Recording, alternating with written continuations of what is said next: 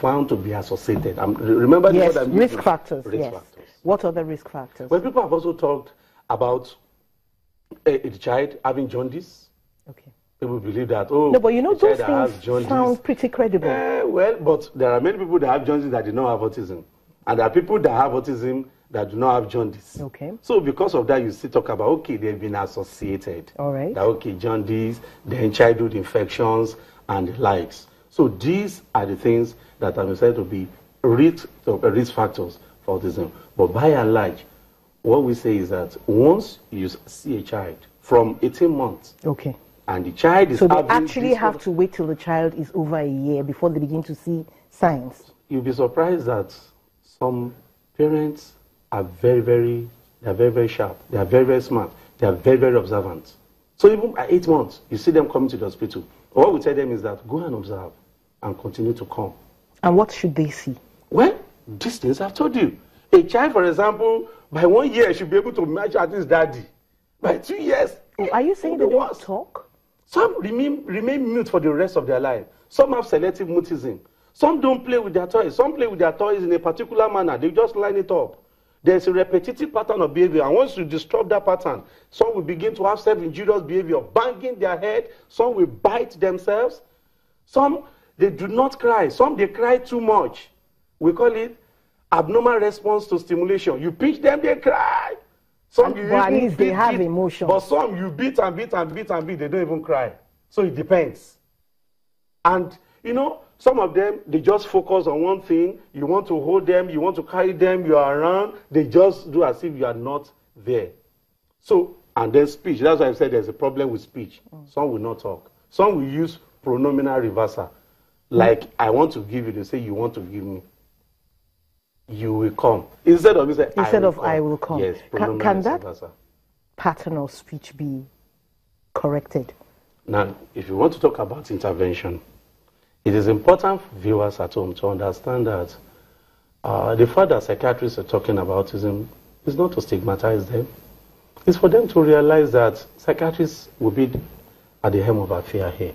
It's a multidisciplinary management stuff. But at the helm of affair, you have psychiatrist who will assess this child. If a child has problem with behavior, banging, self-injurious, you need to use medications. Other field will not know that medication. I need to use either serotonin selective inhibitor, selective serotonin inhibitor, you understand? I need to use other drugs so like antipsychotics, all these things. Will not wound himself or all this impulsive behavior. If the child is not talking, okay, madam, you're going to send this child to a therapist, a speech therapist. You understand? But if a child is non-communicative, how do you teach him to talk? How do you teach him to make you understand what he needs, what he wants, what he feels, when he's not talking and he's not communicative? Yeah, I must say that the management of autism is quite complicated, but it's not impossible. The aim of your management is to make sure that this child is not totally dependent for the rest of his life. You want to ensure, because the principle of use it or lose it occurs in brain. If the brain is there and you don't detect it early, after sometimes all the things the brain ought to have acquired is going to lose that function. Early intervention is good.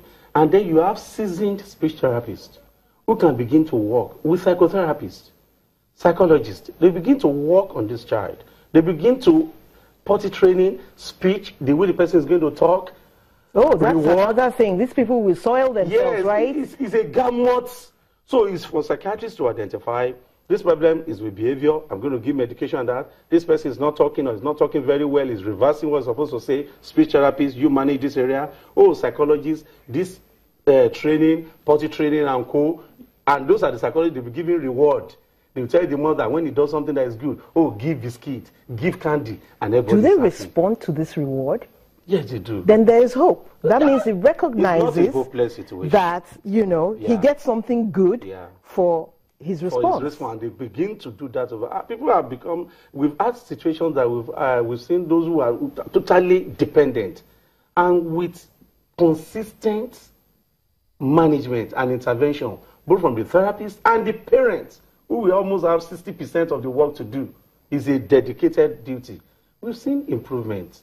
They may not get to the 100% recovery like a normal child that has no autism, but they will be useful to themselves.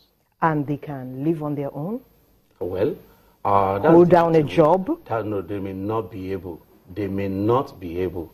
But don't forget that it depends also on the type of autistic spectrum disorder we're talking about. If it's Asperger, they're good already, IQ is good. Because the reason why I said that may not be possible is almost a significant percentage. People have talked about 30% of those that have autism will have mental retardation. Okay. And if there's mental retardation, it is for you now to classify, is this mental retardation mild, moderate, or severe? Those who are mild, they can at best, they can be educable as well.